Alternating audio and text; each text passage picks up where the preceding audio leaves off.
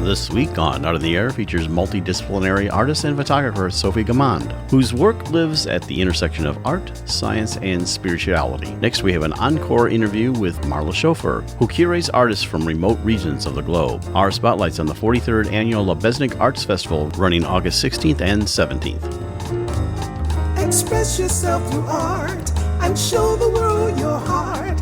Express yourself through art and show the world your heart. You're in the know with Esther and Larry. Art on the air today. Stay in the know with Larry and Esther. Art on the air our way. Express yourself through art and show the world your heart. Express yourself through art and show the world your heart. Welcome. You're listening to Art on the Air on Lakeshore Public Media, 89.1 FM, WVLP 103.1 FM, our weekly program covering the arts and arts events throughout Northwest Indiana and beyond. I'm Larry Breckner of New Perspectives Photography, right alongside here with Esther Golden of The Nest in Michigan City. Aloha, everyone. We're your hosts for Art on the Air. Art on the Air is supported by an Indiana Arts Commission Arts Project Grant, South Shore Arts, and the National Endowment for the Arts. Art on the Air is heard every Sunday at 7 p.m. on Lakeshore Public Media, 89.1 FM, also streaming live at lakeshorepublicmedia.org, and is available on Lakeshore Public Media's website as a podcast.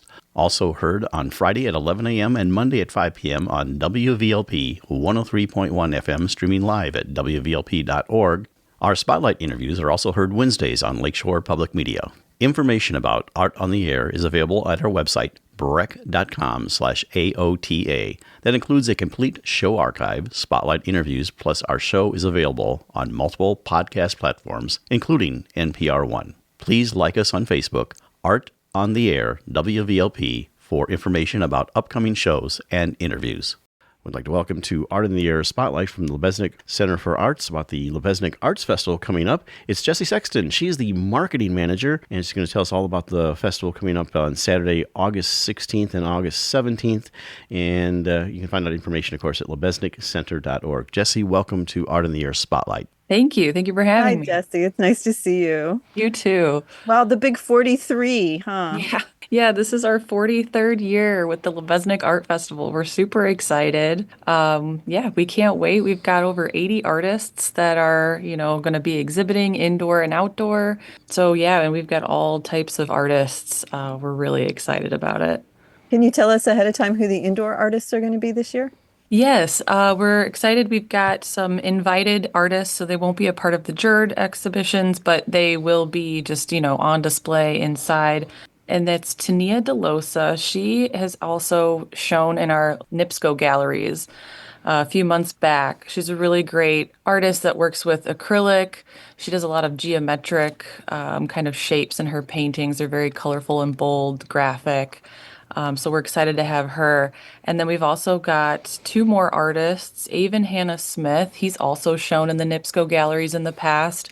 He's really mixed media, so it's really neat to see all the kinds of materials that he works with. And then Antonio Rupert, she does fantastic portraits, and it looks like watercolor, maybe acrylic, but she does fantastic, colorful portraits. So we're excited to have all three of them. Does sound exciting. So tell us a little bit about, there's a cost on one day, but there isn't the other day. Maybe explain how that works. Yes. So it's just $5 on Saturdays, the first day, August 16th. Just $5 entry. If you're under, if you're a child, you are in for free. If you're a vet, you get in for free. So it's just general admission. And then Sunday, McDonald's of LaPorte County is so wonderful. They always sponsor the Sunday as a free family day. And so everyone gets in for free on Sunday. And another thing that we're going to be doing this year, we did it last year on Saturday, there is a free concert. It's a children's concert, Fairy Tales Around the World at 2 p.m. indoors in our Heinemann Gallery. The Michigan City Chamber Music Festival will have a performance on Saturday.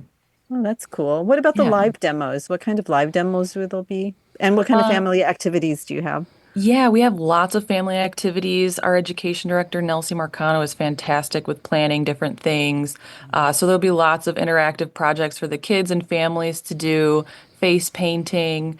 And then I know we've got Michigan City's John Rizka coming back this year, and so I'm sure he'll be doing some kind of demos and explaining how he does his glass blowing. So that should be pretty cool as well. And there's always, some of the artists like to live paint while they're there as well. So it'll be cool to walk around and see everything. And another thing that we're doing this year, we did it last year, community mural contest. So right now, we have an opening contest. The deadline is July 25th for young artists, I think 18 and younger, 7 to 18. You can submit, a drawing of something that kind of embodies community. And we will, consider that as an option for a community mural that everyone can come and paint at the festival. Now, Oh, one of the that's important fun. things is what food you have there. Tell us a little bit about the food. Yes, we love Cabos. Cabos is going to be back. They're going to have their, Mexican food and their ice cream. Their La Patrona is their food truck, and then Cabos ice cream. They'll be serving up some treats, and then we also have Shoreline Brewery coming back again, and they'll be serving up beer and wine. So Yeah. while that's going on, people can still see the exhibit. Tell us, and done an interview about the exhibit, but they can come into the main gallery and see what's going on with that. Tell us about that exhibit. Yeah, so right now we have Women to the Front on display through October. So during the festival, you can come in and see it. It's both in our Heinemann Gallery and our upstairs Susan Block and Brink Across galleries.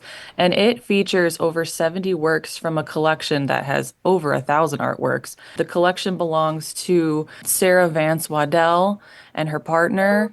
And they are amazing. They've been collecting this work since the 90s, and Midwest artists, feminist artists, all women. We've got work from Yoko Ono, and then, we've just got all types of up and coming artists as well in the show. And it is just a spectacular display, really it is. So we're excited to have that open to the public and they can come see it during the festival. What's the exhibit coming after that one? It's called Lit, and it's going to be all about kind of lighting. I'm sure there will be photography, but there will be a lot of like actual lit up sculptures and things that kind of play with light and color. And so that one should be really interesting too. And that'll open up in November. Excellent. Anything after that you know of, or I'm sure you have the schedule planned out there? Or? I'm sure our curator has some ideas. I don't know much else about the other exhibits that'll be for next year, but I know it's in the works. So we're excited to see what Whitney comes up with because she's fantastic. Well, yeah, we've had her on the show, and she does a great. Actually, did a full interview with her to find out all about what Yeah. she does. So, in our Yes. last few moments here, to recap on everything that's going on with the Art Point Art Festival. Yeah. So it'll be August 16th and 17th. It's a Saturday and a Sunday, and it'll be from 10 a.m. to 5 p.m. Central. Admission on Saturday is $5, unless you're a kiddo or a veteran, a vet, and then you get in for free. And then Sunday is a free family day for all. And we're going to have over 80 artists, indoor, outdoor, lots of community activities, great food, great drinks. You can walk around with your, shoreline beer. So it should be a really great time. We're excited. That's Jesse Saxon, marketing manager for Besnick Art Center and the festival, August 16th, 17th. And by the way, she didn't mention that Besnick Center members get in free. Thank you for coming Yes, on. that's right. Thank you. Thank you for coming on Art in the Air Spotlight. Thank you so much. Thank you, Jesse. Thanks for having me. Art on the Air Spotlight and the complete 1-hour program on Sunday is brought to you by Ember Forge Consulting, thoughtful marketing and digital learning built to express your purpose and grow your reach. Learn more at emberforgeconsulting.com/grow. This is author Christopher Grayson, and you're listening to Art on the Air on Lakeshore Public Media, 89.1 FM, and on WVLP 103.1 FM. We are happy to welcome Sophie Gamand to Art on the Air. Sophie is a French award-winning photographer, artist, and animal advocate, living and working in Los Angeles now. She is a published author, speaker, and animal chaplain. She observes the entanglement between dogs and humans. Her work invokes dogs as mirrors and spiritual bridges, witnesses, and guides. Her work lives at the intersection of art, science, and spirituality, using various disciplines such as hand-stitched embroidery, new media, sculpture, or installations. She tells a powerful story of dogs and humans coexisting. She is well known for her photographs of shelter dogs, including her Pitbull Flower Power series, as well as free-ranging dogs around the world. Thank you for joining us on Art on the Air. Aloha and welcome, Sophie. It is so, so wonderful to meet you. Bonjour, and thank you so much for having me. We always love to have our guests on and actually tell a little bit about themselves. I call it their origin story, how they got from where they were to where they are now. So tell us all about Sophie. That is such a big question, but I was born and raised in France. I lived in Switzerland for a while, and this is where I met the person who would become my husband. And we had a common language, which was English. Because he's Swedish, I'm French, we met in Switzerland. It's very complicated. But we figured, let's just move to a place that speaks English. So we are kind of on a equal language ground. And we landed on New York. So we moved to New York and we spent 11 years there. And then recently, after the pandemic, we moved to Los Angeles. So I've been here for a while now. My origin story, I guess I was born an artist, but it took me a lifetime to figure out how to be an artist in this world. And I'm still figuring it out every day, every step of the way. So it's been a journey. So when you were younger, what art disciplines was the family artistic for one? And what art disciplines were you interested in? Because sometimes it takes a while to find the one that, you truly connect with. Right.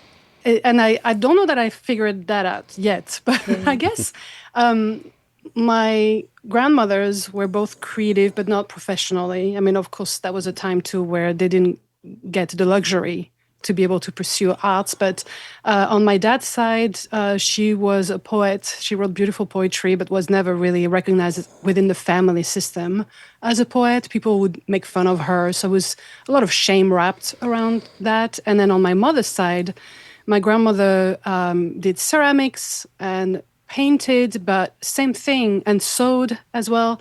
But same thing, there was a lot of shame wrapped around her art practice. It was never really recognized. And I remember her telling me that none of the stuff that she was doing was good enough to be shown.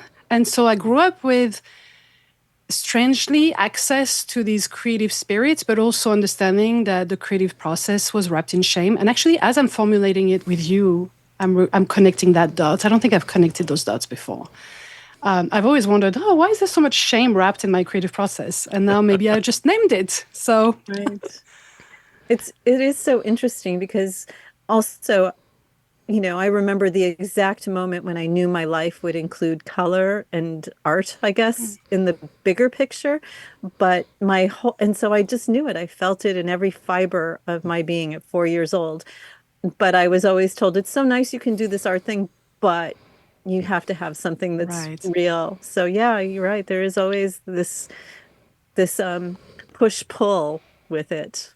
Yes, and I guess the same happened to me. I was very creative at a very young age. I actually have an embroidery that I made when I was 5 in my office to remind myself, wow, this was always there.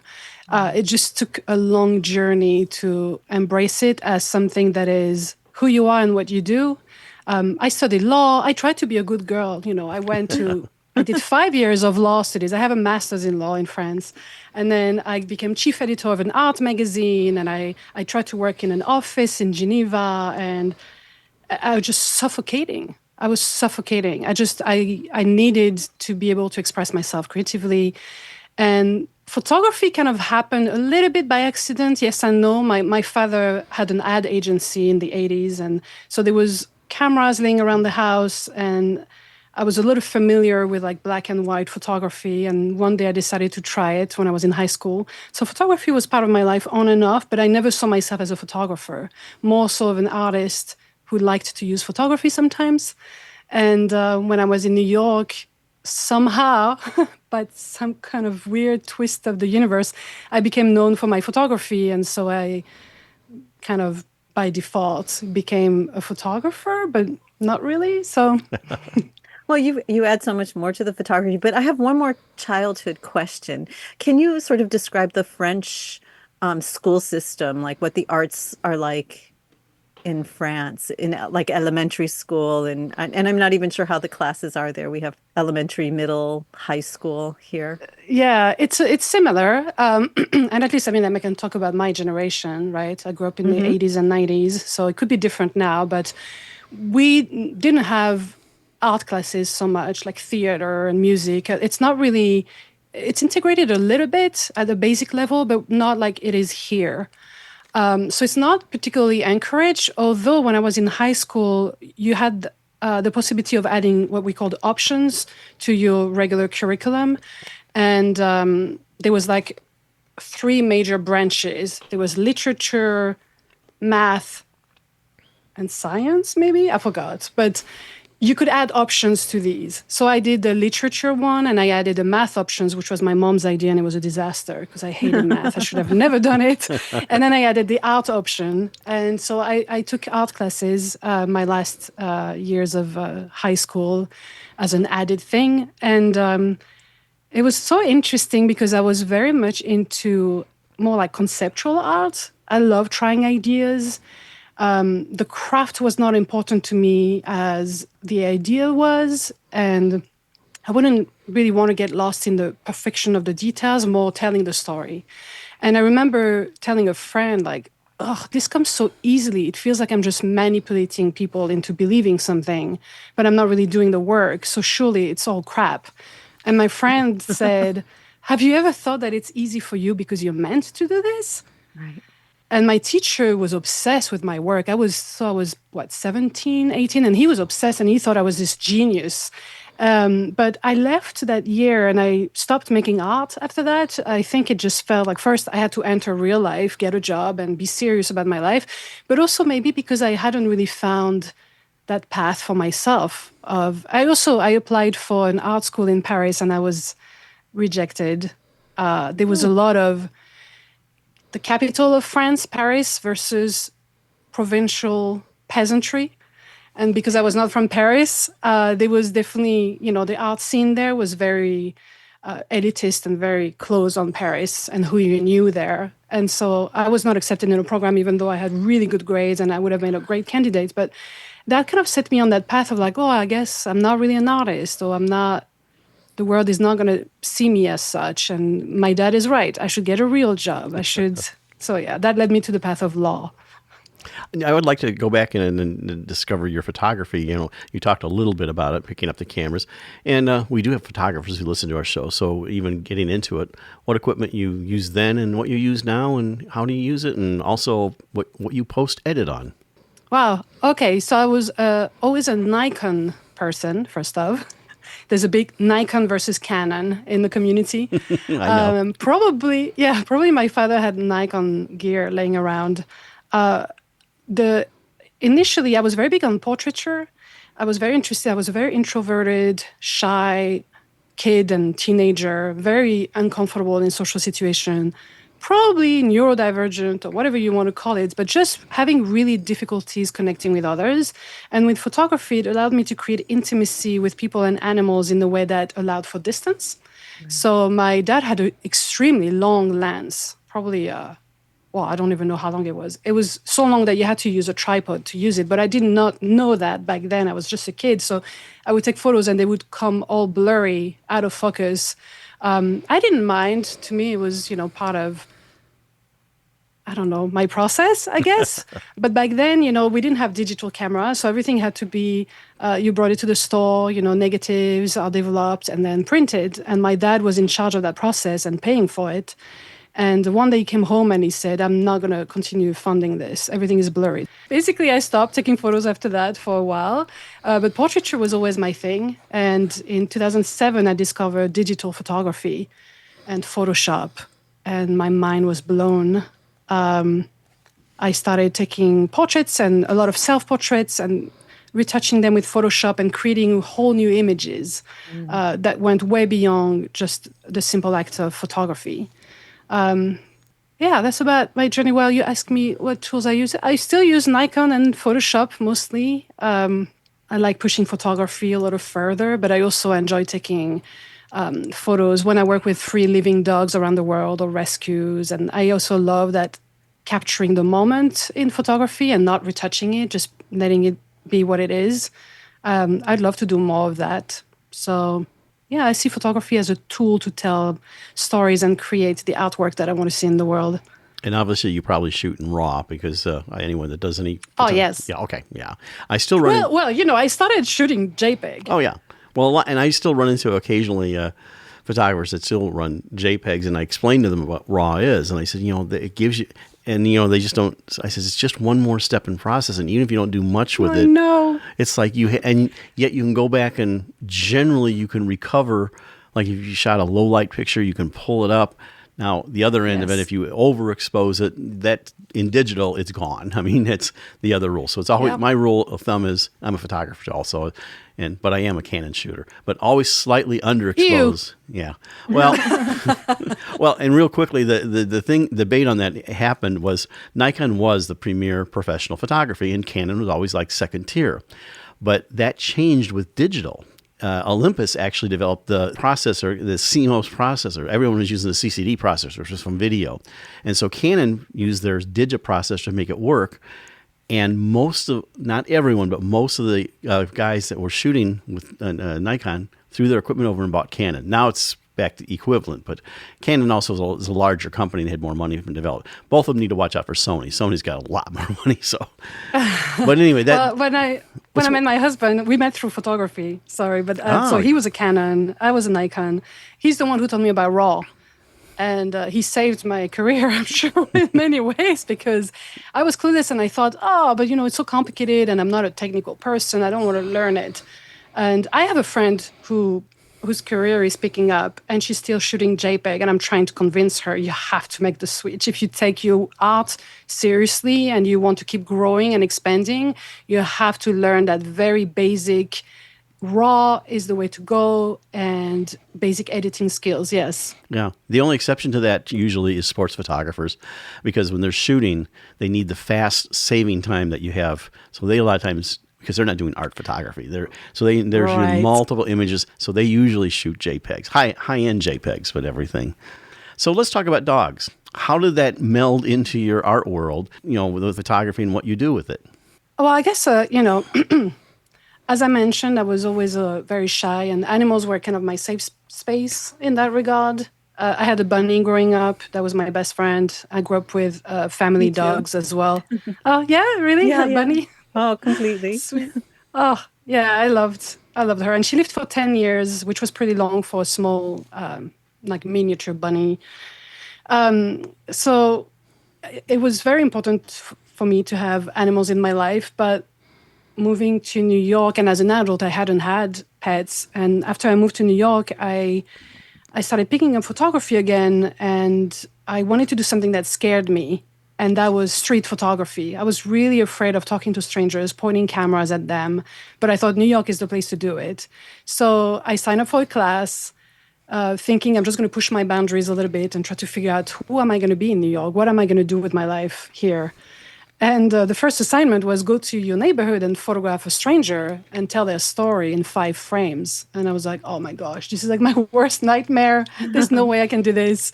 And so I ventured in my neighborhood. I had just moved there like a few weeks before. I knew nothing. My English was not as good as it is now. And I saw a vet clinic.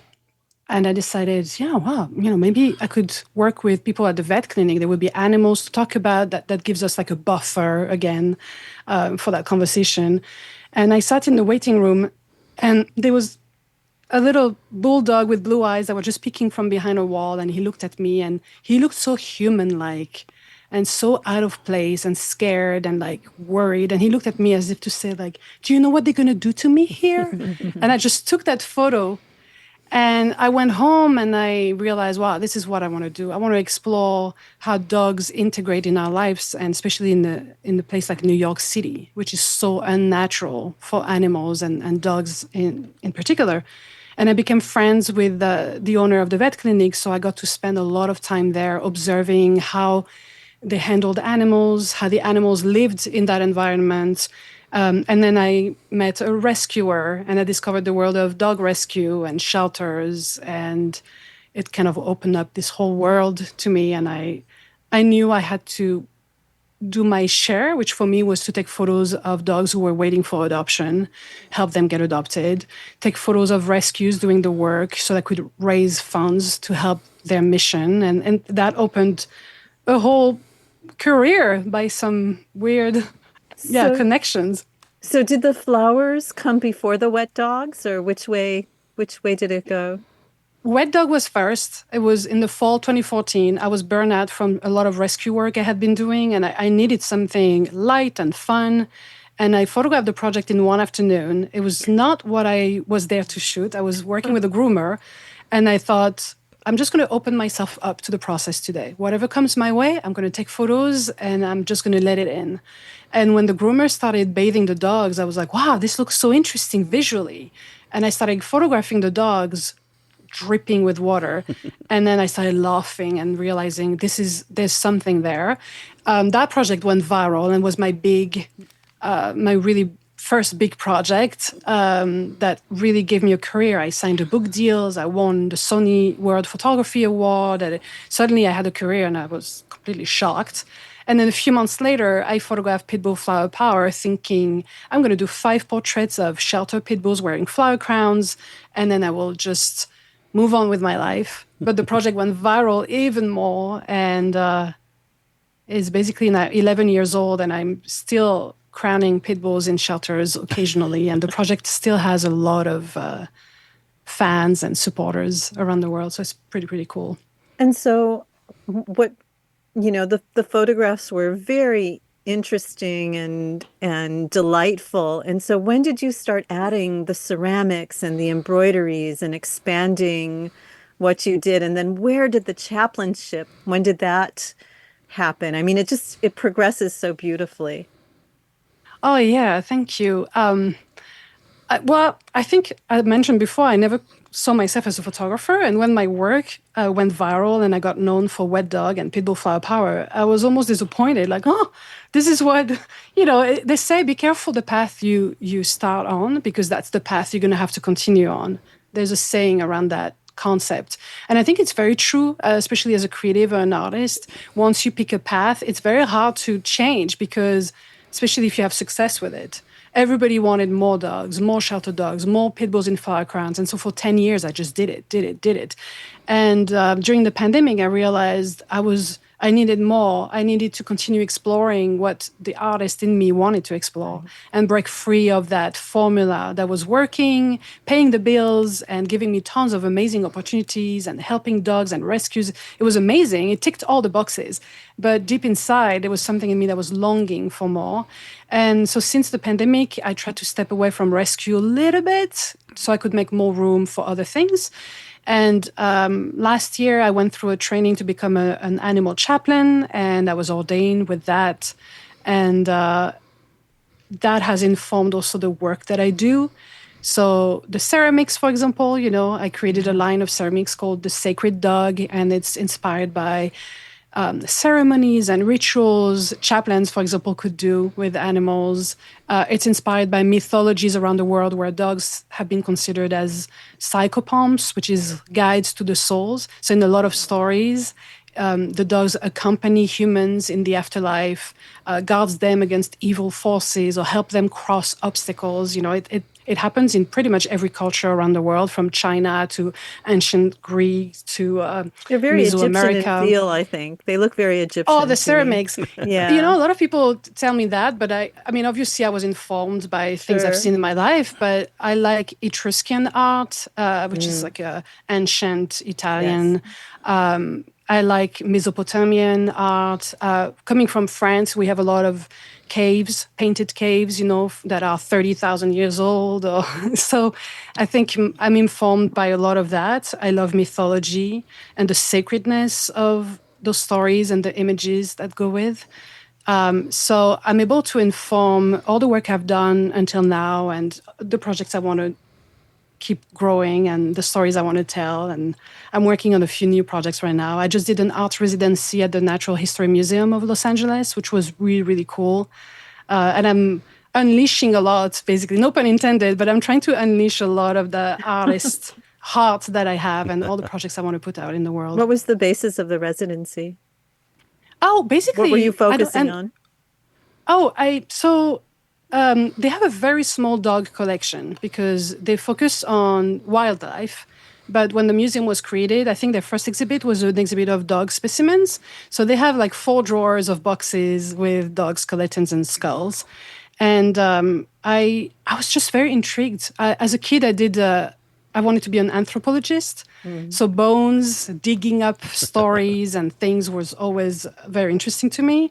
And I figured, what if I just sat with those bones and see? And one idea that I developed there was, it might be too long for how little time we have left on this conversation, but I'm a very big advocate against the way we've been breeding dogs, especially brachycephalic dogs, which are the dogs who have a flat face, like Frenchies and pugs. The way they're bred can lead to a lot of suffering for these dogs because they cannot breathe normally.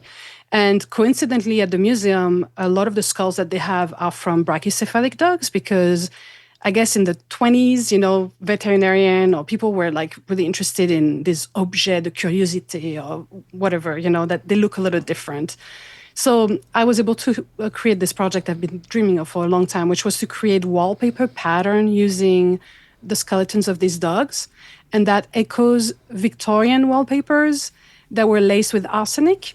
So in the 1800s, a lot of wallpapers were using arsenic in the paints, and people were getting sick and people were dying from breathing the fumes. And so it's an echo to that idea of, because we think they're pretty and cute, these dogs, we breed them in a way that makes it difficult for them to breathe. And we're admiring, how cute and beautiful they are. And we forget the health, we forget the safety, we forget all these important things. And so that was one of the projects I did. And there's a few other projects I shot there that I'm very excited about. To talk to you when you come back. Well, we'll have to wrap this up here, Sophie. Tell us your website and how people can reach out to you. My website is a great place to start, and it's sophiegamand.com. Although Esther pronounced it beautifully, Gamand is the French way to pronounce it, but Gamand is the American way. And then you can find me on social media, Instagram being the main place to find me, and that's at Sophie Gamand. And that's where I post a lot of my work. Well, we appreciate you coming on Art on the Air, Sophie Gamand, and you can find out all her work there, and we will have her picture on our website that will link you to her website. Thank you so much for coming on the show and sharing your art journey and your dog journey. Thank you. Thank you for having me. Thank you. It was such a pleasure, and we'll have to have you back. This is Mary Clark, the author of Dandelion Roots Run Deep, and you are listening to Art on the Air on Lakeshore Public Media 89.1 FM and WVLP 103.1 FM. We are happy to welcome Marla Schofer to Art on the Air. Marla spent more than 25 years in corporate marketing when she decided to follow the winding road toward her passion of travel and exploring exotic places.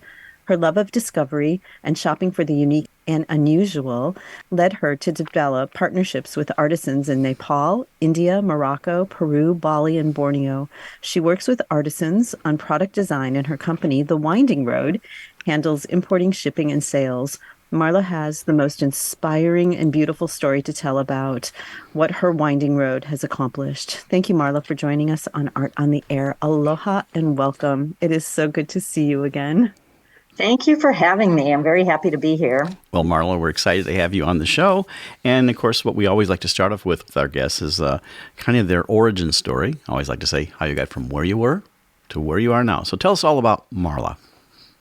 Okay, well, I grew up in Michigan, a suburb of Detroit called West Bloomfield. And when I was young, I always wanted to be an artist. I used to paint and draw and do ceramics and was not particularly encouraged by my family to pursue that as a career. But one thing I was very lucky to do is my mother particularly really loved travel. And as a young age, when other people were going to Florida, we would come back from spring break having gone to Morocco. So I did have quite a lot of ability to see the world and also notice at a pretty young age that there were people living, for example, in Morocco, extremely poor and on the street, and seeing that at a young age gave me a different type of view of the world. I ended up, fast forward a little bit, I went to Michigan State, studied advertising, and moved to Chicago and worked for many years in advertising agencies on big brands like Procter & Gamble, Motorola, and Hewlett-Packard, and then ended up out in San Francisco working for Levi Strauss & Company. And I started my business called The Winding Road at age 50. So that was 12 years ago. Got laid off from a corporate job and said, I just don't see going back and working for a corporate job, and who's going to want to hire a 50-year-old woman anyway. So I kind of woke up that Monday morning and I said, I know I'm going to start a business, and it's going to be called The Winding Road. And I'm going to do what I love doing, which is traveling around the world and working with artisans and bringing their goods back to the U.S. My experience was in marketing, merchandising, design, and I had previous to that traveled a few times to, India and other places where I would just bring back stuff in my backpack and open it up. And all my friends would say, wow, I've never seen anything like that before. So my happiest excitement in the world is walking through a market in Egypt or Turkey, or Greece, and just seeing and noticing things that I've never seen before that I really want to bring back to the U.S. So on one of my trips, I decided to start my business by going to Nepal, where I had been the year before. And I wrote a business plan, and I knew I was going to bring back cashmere scarves and shawls. I knew what quantity I wanted to buy. I knew what I wanted to pay. And then I thought I would have this idea in my mind of how many I would sell. But while I was there, I walked into this tiny little 10 by 10 foot shop that this young guy with a big smile on his face was just opening for the first time with his wife. And he was putting things on the shelf. And I said, wow, these are really beautiful. And his goods looked different than anything else that was in the area. He got a little spot on a little touristy area, and his name is Madav. And I said, I can bring your things back to the US. I'm just starting a business, and I'm going to go to the San Francisco gift fair. And if I get orders, will you be able to quickly fulfill the orders? And of course, he was very eager to do business with an American. So he said yes. And I put his goods up in the little booth at Moscone Center in San Francisco. And my first two customers were the J. Paul Getty Museum in Los Angeles and the San Francisco Museum of Modern Art, who still, 12 years later, are still buying from us. They're still good customers. But Madav has a very interesting story. He just came to visit in January for 3 weeks, and it was his first trip to the U.S. He grew up in a small village outside in Nepal, outside of Kathmandu, with 68 families, one school room with a dirt floor. His family were water buffalo farmers, so he was out in the field herding water buffaloes as a kid without any shoes. He never saw TV or radio until he was 15 years old. So, if I think about, my background, like when I was a kid watching, anything on TV, the Galloping Gourmet or, travel shows or, or actually traveling to Morocco when you were young. Yeah. Or Wild Kingdom. I mean, just having access to all of this. He never saw a white person, and he never saw TV until he was 15. And then as a young adult, teenager, old teenager, young adult, moved to Kathmandu because there were no opportunities in his village.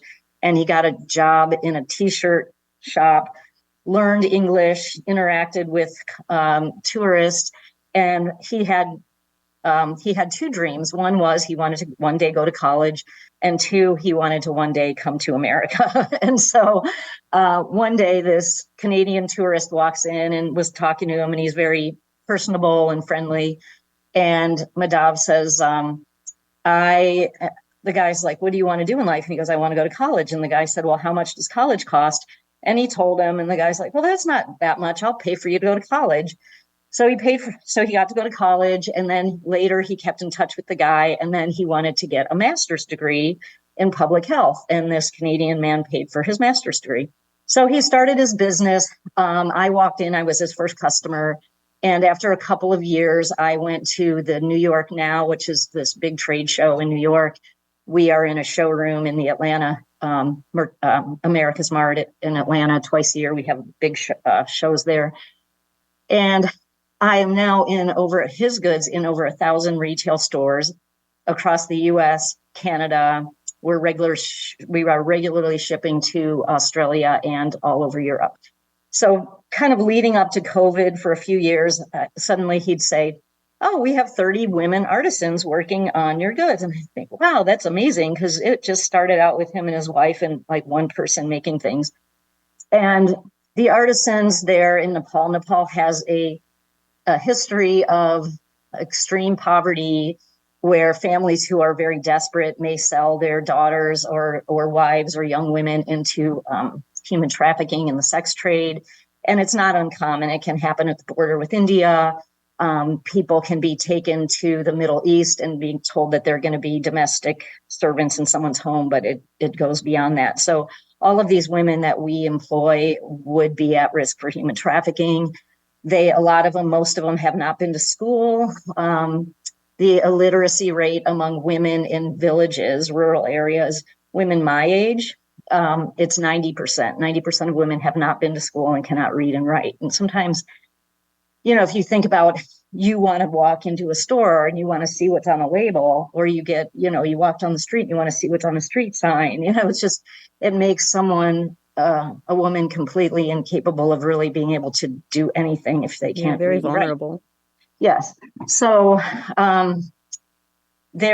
today, though, that's changing. The new generation in Nepal, 80-90% of kids are in school and can read and write. And that's changing a lot because women have the opportunity to work, to contribute to their household income, and then pay to send their kids to go to school, because the education system, the government-run education system, isn't very good. So if you want your kid to go to a good school, you have to pay a minimal amount. It's like $350 a year, which for us isn't a lot, but for them is quite a lot.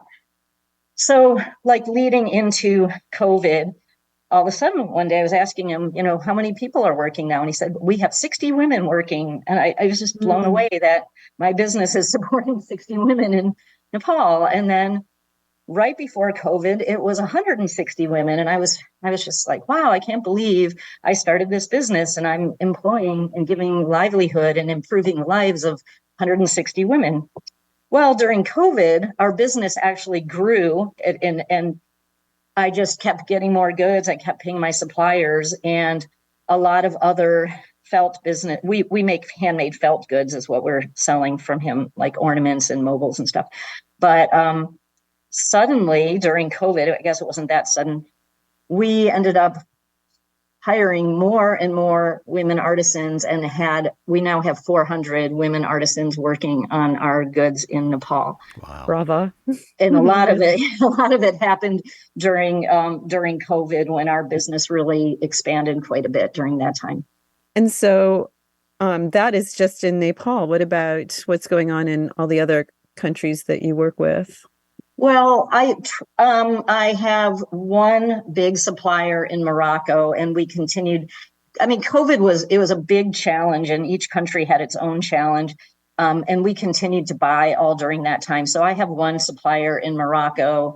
We get our goods in, and we have them in our warehouse. I have a woman down in Peru who I met when I was in Cusco. And she has an interesting story as well. She had a single mother in Peru, and they were pretty poor. And when she was a child, her mother would put her out on the sidewalk with a blanket selling keychains to tourists when she was maybe 5 years old. And so she learned how to interact with tourists. She learned English. She eventually did go to college, and then she had her own shop in one of the markets, and it was merchandised really well. And I could see she had a good idea for design. She was probably in her 20s when I met her. And I continued to, during COVID, buy from her and one other woman down there that kind of disappeared, but we managed to find her. But a lot of the markets where you would have stalls and tourist trade just completely shut down. That's what happened in Nepal also, is that the touristy area in Kathmandu completely shut down, and other felt suppliers that depended on tourism shut down. And we were able to provide jobs for some of these women that lost their jobs during that time. We also allowed some of them, we said it's going to be temporary in one case, because I have two suppliers there, and the one supplier lost a lot of business. And we said, hey, we'll take your workers during this time and keep them working on our stuff. And then when, tourism peaks again, comes back, we'll give you your people back. So that worked out pretty well. They don't work as competitors. They work, their society kind of, everyone works together. They don't think like after the earthquake that everyone's going to go buy all of the baby formula and all of the toilet paper out of a store. Right. I'm going to buy what I need and I'm going to leave everything else so my neighbors have something. It's a very different thing, but yeah. You're listening to Art on the Air on Lakeshore Public Radio, 89.1 FM, and on WVLP, 103.1 FM. Yeah, I want to go back to Nepal, actually, because the Winding Road then has gotten to the place where the Winding Road, you sponsor children to go to school with full scholarships as well. And that's all from this tiny first visit. I was trying to think about, maybe it's an American way of thinking, but how do we make our place of employment someplace where people want to work, where people say, oh, you should go work for this supplier because what we do is we pay medical expenses to the workers because there isn't Blue Cross across the country. You just can't get health insurance, but it's not that uncommon for workers to take employers to take responsibility. So if someone says, hey, I have got a medical bill for my son or my husband or myself, we pay that. We pay bus fare into work. We are paying, we are paying for some of the kids to go to school. So that's a scholarship program. And I also did for my supplier a micro loan I told him, I said, he's building a new factory and he needed like $30,000 or $40,000. And I said, why don't you ask me and he's got two people like me in Europe that represent about 2% of his business. So I represent about 98% of his business. But I gave him a loan so that he could build this new factory that is earthquake proof and it's really clean and it has bathrooms so that we wouldn't be doing production with everybody sitting on a dirt floor, which is very common there to start a business and people are just working outside on the dirt. So the beautiful new facility, the loan was, it's just an $8,000 loan, but it was interest free.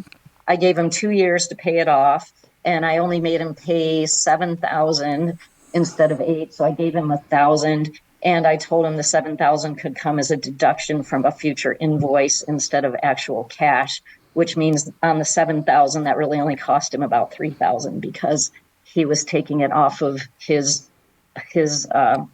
invoice to me, but his actual costs are about half of what the invoice is. So. Just trying to think about so things. Lovely. Yeah. But I mean, I think the COVID story is quite interesting because, my business went up, dipped a little during COVID, but the year after COVID, it was up maybe 55%. And I think what happened during COVID is I was at the New York Now show in February and the Atlanta Gift Show in January. And right when I was coming back from New York, it was on the news that there's some virus that's kind of being seen a little bit here and there in the US, and we should all be really concerned. And it just started being on the news every single day. And I thought, okay, I have like a huge stack of orders. I need to start packing and shipping as fast as I can because at some point, everything's going to shut down. And sure enough, one day, all the stores were closed. People were canceling their orders with me. My good customers kept their orders, but other people said, well, we don't know what's going to happen. So push the date in the future by 2 months or 3 months or cancel the order. But I had goods that I put into production in Nepal and Morocco and Peru, and I know all my suppliers, and I just was committed to them. And I said, I already gave you a deposit. I'm going to send you the balance due, and we're going to figure out how to get all these goods here because there's a lot of uncertainty. But I knew that if I didn't get my goods here and I didn't have anything to sell and I didn't have a business for a year, that I would be okay. But I thought for sure that that if these people didn't have jobs and they didn't have money, that they could starve, they could be on the street. So I sent all the money. And then as the time came to get everything shipped, the U.S. border closed and there was a lot of uncertainty about, what exactly that meant, because the word was all Americans have to be back in the U.S. by this date. And we didn't know if cargo planes were going to be flying, if cargo could come in. We didn't know. So the day after the border closed, I forgot to say that I also do production in Bali, in Indonesia. And I had this shipment leaving Bali, and my shipper there was, do you want us to get it on a plane, because the airport in Denpasar, Bali is closed, and then we have to put it on a ship and get it to Jakarta. But we can do that. Okay, so I call my logistics people in Chicago and I said, okay, is O'Hare Airport open for cargo? Are they receiving cargo today? Yes, they are. We just had a big plane come in from China. Okay, is U.S. Customs open and can they clear customs? Yes, they are. So I go, let it fly. So this huge shipment, it's like $60,000 worth of handbags coming from Bali. I can track everything by tracking the flight. I can see in real time, like where the flight is. There's a way to do that. And it was going to land in Dubai. So it lands in Dubai and it disappears off the radar. It's gone. It's like $60,000 gone. And I then go, I bet they closed their airport. So I Google Dubai airport. This is, mind you, while I'm in bed at 2 a.m, tracking my stuff, and found that the airport closed, and that 2,000 people were stuck in the airport because they couldn't get back to the U.S. They couldn't get back to India. And then I go on to Google again, the United Arab Emirates website for the airport, and I see that they're going to run 2 cargo shipment to the U.S. One is going to come to Chicago O'Hare, luckily, and my goods did get here. So just a lot of things like that, all for like a year of just, everything getting stuck on ships, getting stuck on planes, getting stuck in the Chicago rail yards. But I did get everything here. And then when the stores could not get goods and all the shelves were empty here, people were calling me in a panic, retailers, do you have goods? And I said, yes, I do. So that's why my business did well, as I just managed, thick or thin, just to get everything here. And I did. Yep. And keeping all those people employed during that time is just so wonderful. What a tremendous story. Hey, Marla, What do you do for fun? I mean, oh my gosh, it seems like this is like an overwhelming thing that you do almost all the time. But, what do you kick back and say, okay, what do I want to do for fun? Well, luckily, the things that I love doing in life are all related to product development and travel. And just like artists, yes. I'm obsessed and passionate about what I do, and I work a lot. But yes, I kayak and I ride bikes and I travel. But yeah. I'm lucky that I figured out how to create a job for myself that just completely fires on every angle of what I love doing. So where haven't you gone that you want to discover? Like, what is because I know so much of your time is spent traveling to Nepal and Morocco and keeping all of those connections. But again, I don't really, there's no place else I want to go for sourcing, because I'm 61. And I also want to say, ladies, don't tell you that you're too old to do anything, but it takes an awful lot to go somewhere, do the intelligence work of discovering new suppliers, figuring out who's going to work and who's not. So I'm just more or less now focusing in on the one. I was thinking about pure pleasure. Yeah. I can't think about pure pleasure at all. But there's places, I do love Indonesia. I love Bali. I love Nepal. So I love Peru. So do you still do any kind of consulting? I mean, that kind of is your background, that you did that for a long time. Did someone say, well, how do I do my small business maybe locally? And would you give them some advice on that, or just plain advice? I might give plain advice, but I wouldn't take on a big project of consulting with someone because I don't have time to do that. It's too complicated. It's too much detail to just tell someone how you created something over 12 years of time. To boil that down into an hour is pretty hard. Exactly. And we kind of touched on this, but do you do anything creative yourself anymore? Or, you've just concentrated on what you're doing with these folks, which is a tremendous thing that you're doing. I do. I studied photography when I lived in San Francisco, and I do photography more for myself. And luckily, because I have the skills and the background, I can do a lot of my own product photography also. Very good. Well, we've got about a minute and a half left. We want to know kind of your website, how to contact you. What kind of products would we see there if we went to your website and, contact information? Well, my website is mostly wholesale, and my business is that I sell to retail stores. My website is called shopthewindingroad.com, and there is a contact me section, but for consumers, you'd have to maybe contact me and I can tell you what retail store it's in, but we don't have a direct-to-consumer website. And what are some examples of the retail stores you might be able to be found in real quick? Well, we're J. Paul Getty Museum, SF MoMA, in the Chicago. Well, I live in Geneva, Illinois, so we're in the Little Traveler. So it's a lot of fair trade stores. Yep. Very good. Well, we appreciate you coming on Art on the Air. What a tremendous story you have and sharing with our audience. I mean, we really didn't have to ask any questions. We just kind of teed you up and let you go. Beautiful. What a beautiful story. That's Marla Schofer, and you can find her website and everything like she just gave you, Marla. Thank you so much for coming on Art on the Air. Thank you. It's been a pleasure. Oh, so much so. A complete pleasure. We'd like to thank our guest this week on Art on the Air, our weekly program covering the arts and arts events throughout Northwest Indiana and beyond.